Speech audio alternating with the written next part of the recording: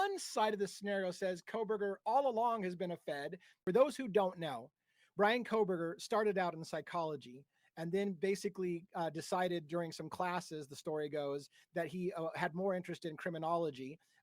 And so he switched his majors to criminology. And during his time at DeSales, he studied under Kathleen Ramsland, like you talked about, Jason, who was a famous criminologist who literally wrote the book on BTK, studied the serial killer, spent time with him, reading his letters and corresponding and learning his cipher code and getting in the head of a killer.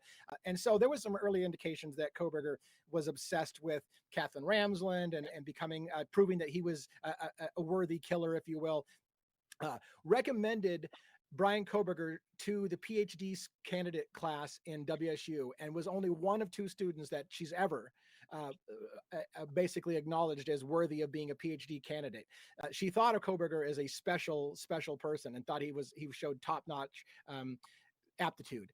Then comes a federal grant to WSU to study crimes in an off-campus situation in WSU, and a big amount of money went to WSU just before Kohberger went to WSU.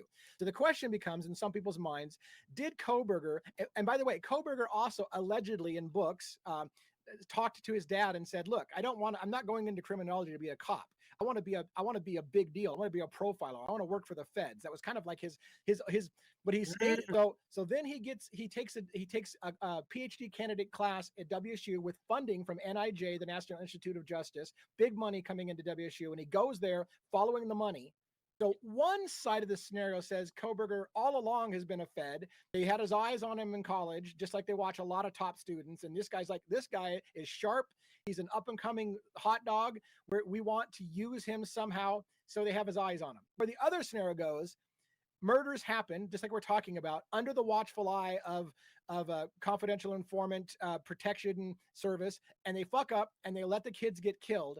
And then they start going, "Oh my God, how do we get out of this? We just screwed up. We lost a CI. Hey, you know what? We've got this bright PhD candidate who we've been watching for a while. He's top dog.